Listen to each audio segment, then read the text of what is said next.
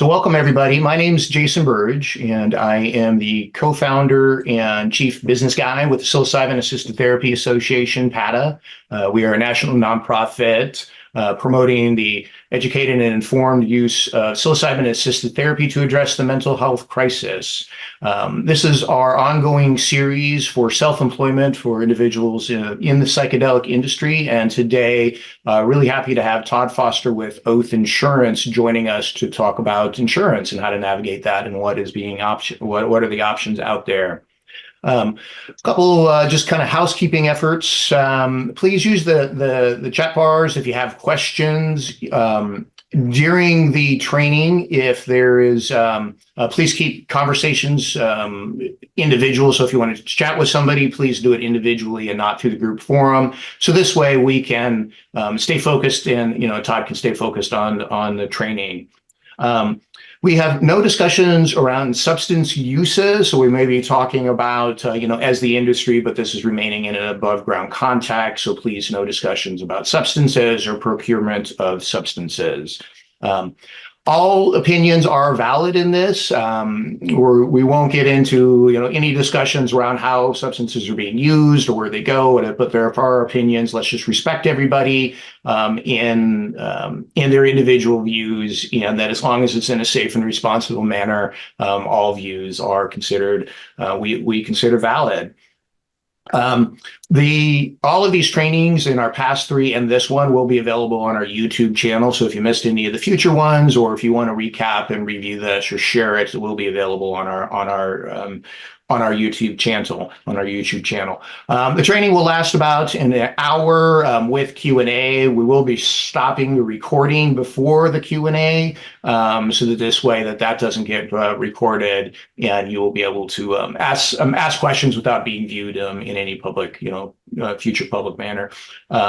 So with that, I'll introduce Todd with Oath Insurance. He's a huge supporter of the industry, has been a great supporter of PATA, and has really become a valuable colleague. And I welcome, thank you, Todd, for taking this time, and really appreciate all your efforts. Thank you, Jason. Really appreciate it. Happy to be here today and providing a little bit of insight, I guess, on insurance and how that's going to work for all you guys looking to get into the industry here. So I'm going to a slideshow for us. Let me share that. My name is Todd Foster. I'm a partner with Oath Insurance, and that's our DBA for our main parent company, Focus One Insurance. So we do all lines of coverages, your traditional home, auto, commercial, life, health, disability, all of those things. 12 years ago, we'd started the brand to specialize in Oregon's cannabis industry. And from that, I've been able to really grow the business and work with accounts of all sizes. My largest one sold for almost $1 billion about 4 years ago. We've got lots of publicly traded companies from Canada and do their multi-state operations in the United States on the cannabis end. And the reason I'll kind of talk throughout this presentation about that, because it's a very similar parallel to where you guys are at now in psychedelics, where cannabis was basically a decade ago, as far as your banking, 280E, tax challenges, all of those things. So here you can see, you can reach us at our website, oathcannabisinsurance.com. Oath, the definition of that is a solemn promise, often invoking a witness regarding one's future action or behavior. So really, that's just our way of our oath to our clients that we're going to follow through with the policy and make sure that it covers what you guys need. One thing a lot of people don't realize, is we're not the actual insurance carrier, we're a brokerage. And so brokerage, on the retail side here, is that it allows us access to all of these different carriers. Being that the cannabis side, we're more high risk of appetite for clients, then I was able to use those to help develop some programs for the psychedelic industry. And then it allows us flexibility. We can always pick up new carriers as they come about, so we're not just tied to one carrier. We can shop around and get you guys the right coverages at the best rates. Put down here as far as advocates, I've been to DC to lobby for federal banking and tax changes. Again, on the 280E side you've got, so we sponsor trade groups. Obviously, PATA here, we've done some stuff in the past. We won some awards.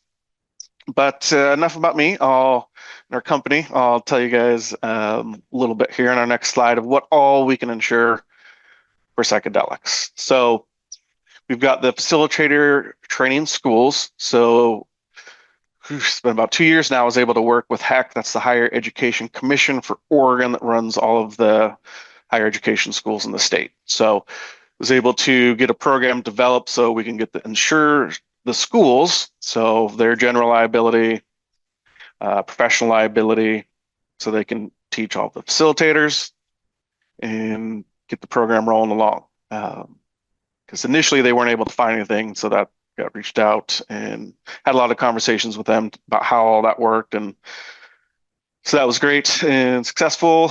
We do the service centers, your growers, producers, your manufacturers. So if you're doing chocolates, teas, tinctures, etc., we can do the testing labs, any of your landlords, property managers, and distributors as well. So really anything within the business scope of psychedelics, we could do it. Looks like somebody's coming in the waiting room.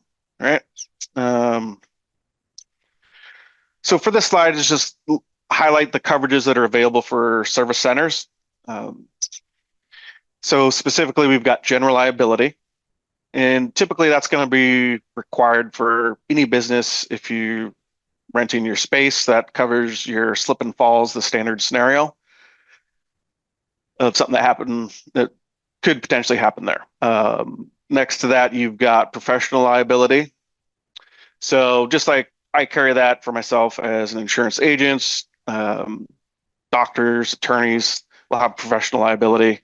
We're human, we can make mistakes. So that covers the liability and the capacity of our professional job. So facilitators, if something happens while you're, during a session and you get sued for it, that's really, my opinion, one of your greatest exposures. Keep in mind that your defense costs are included within the limit. My next slide will go through some of the specific limits, and I'll talk about those and how they work. We've got cyber liability. Seems like almost every day now we hear about different companies getting hacked and sensitive information getting stolen. So we can cover that. So if the service center's computer systems are compromised, there's certain legal things that you're required to do as far as notify all of your customers, some different things. So that's where that kicks in. Building and landlord. So if you own your building, we can cover that in case it burns down. You can get loss of rents coverage. I put the landlord as the next piece there because a lot of times for businesses in the space, it's some landlords just don't want to rent to them because of what they do. It can impact their insurance. So you can use this as a strategy to reserve your space and say, we've got a lot of clients where their landlord doesn't want to pay any more for their insurance because of what the tenant is doing. So you can use that to negotiate and say, well, we love this space. If your insurance goes up, we're willing to pay for the extra amount of it. You're not going to get dropped because we can do it or other carriers can. To cover that, it does cost more than your traditional, like a retail shop, clothing shop, or just traditional business, just because of it's psychedelics, it's something new. Carriers don't know. When it's an unknown, then they're going to charge more. So do all that. We've got your workers' compensation. So for Oregon, we've got a preferred carrier that we work with. They're a nonprofit. They give dividends back at the end of the year if there's no losses. So really good rates for that as well, cheap. So that just covers your employees that are W-2 in case they get hurt on the job. We can do the inventory for the mushrooms itself. Typically, it's not much of a concern for the service centers because there's not that much there and it's not super high dollar, where like on that cannabis end, we can have millions and millions of dollars of inventory, drop coverage, those things, but we can do it. We've got your business personal property here. And so that is all of your stuff inside. So for, it's furniture, artwork, computer systems, security systems, all that stuff. Where we can also do the tenant improvements. And so that's where if you need to improve your space so you guys can operate. So if you have to, I had some where they have to put up walls so they can have additional rooms or build a bathroom. And depending on what your lease says, if you're the tenant, you can be required to cover those things in different orders. You're always welcome to send us a lease and we can look at it and tell you what's in there or not. Whether these coverages are available or not is also one thing to keep in mind too, because for example, the city of Medford had in Southern Oregon had some requirements that they wanted the service centers to have, but those coverages weren't available by any of the carriers. So the clients were able then to go back to them and say, this isn't available, please adjust those. So we can work with you guys on that. And then we've got the individual facilitators themselves. So, and then right below that, I put ICs. So that's an independent contractor, and that is 1099 or W-2. So for the individual facilitators, if you're working for multiple service centers and you want your own professional liability, so again, if something happens during your session, that way you're covered. Again, those defense costs are in there, and I'll go over those limits on the next one. These buildings older than 20 years old, they just need to know updates to roof, plumbing, electrical, HVAC. And then there are minimum safe requirements that need to be met for your psilocybin inventory or cache. Typically, that is a 800-pound safe that is bolted to the ground with a 1-hour fire rating. So we can work through those if you guys have questions on that once you get your spot. So this is a little highlight of the actual coverage limits. I'll preface, I know this is being recorded, so I've had 4 different carriers come and go in the last year and a half. And so some of these coverages and limits might not be available. They could be lower, they could be higher. It changes all the time because, like I said, I had 4 carriers dip their toe in the water. They decided not to do it. Thankfully, no claims, knock on wood here yet, but they just decided to get out of it. I know there's a couple programs in the works that will be available first of the year.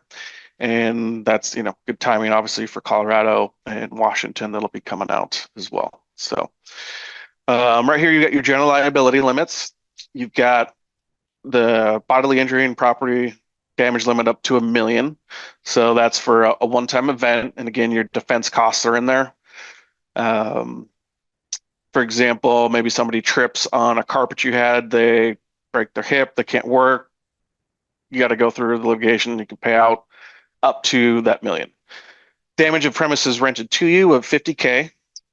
So that is maybe you left a candle on and it starts a small fire, damages the building, you get up to the $50,000.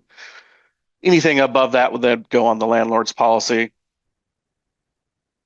We have personal injury liability of $1 million. So that is for a one-time event. So that's going to be like a defamation of character coverage. So say you're on Facebook and some other group says you defame them that, the service center is or does not do that. That service center then decides to sue you because they're losing business based on what you said. It's an example of that coverage. You've got medical payments. So you've got a per incident limit, and then you've got an aggregate limit. That's total aggregate would be the total for your 12-month policy period. And medical expenses is without regard to fault. So that way they trip on the carpet, skin their knee, need some stitches. They don't have health insurance. You could say, I'm a good guy here, go to the ER, get your stitches, and that will pay out on the insurance up to $5,000. If it's something as the service center facilitator that you are liable for, then that's where that $1 million kicks in. So again, the medical payments is without regard to fault. And the aggregate limit here, $3 million, that is the total for the year. So being that this is a one-time event, something happens, you get sued one time, they can pay up to the $1 million. Then you could have that potentially happen 2 more times within that 12-month policy period. The product's completed operation, so that's product liability. So that is If you get sued for the products that you sell, that's going to be most important for like the growers and the manufacturers. That's included depending on the carrier. And then here's the professional liability limits. Again, you've got each claim limit of $1 million, and then your aggregate again for the year of $3 million. So again, that is if you make a mistake in the capacity of your professional job. So for example, say I misadvised or something to a client, something happened to them, coverage didn't kick in, they decide to sue us for it. That's where defense comes in, and then if they're awarded the judgment, they can get up to that $1 million. And again, you've got the aggregate for the year. Depending on the carrier, you've got some abuse and molestation. And then you've got the occurrence limit there. And then again, you've got the aggregate. So 100,000 for a one-time event, 300,000 for the 12-month period. You've got some other sub-limits for coverages. And then your deductibles, $2,500. So you pay that first, and the insurance would kick in, or they subtract it from the judgment. It just kind of depends how that goes.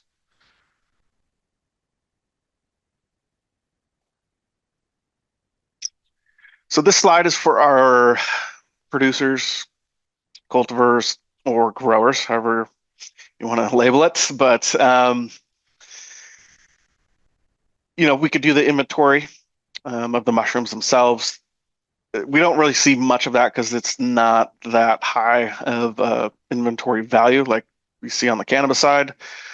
But again, you've got your general liability, which you would need if you're renting your space. Usually, like 99% of the time, that's a requirement for your lease that you have general liability.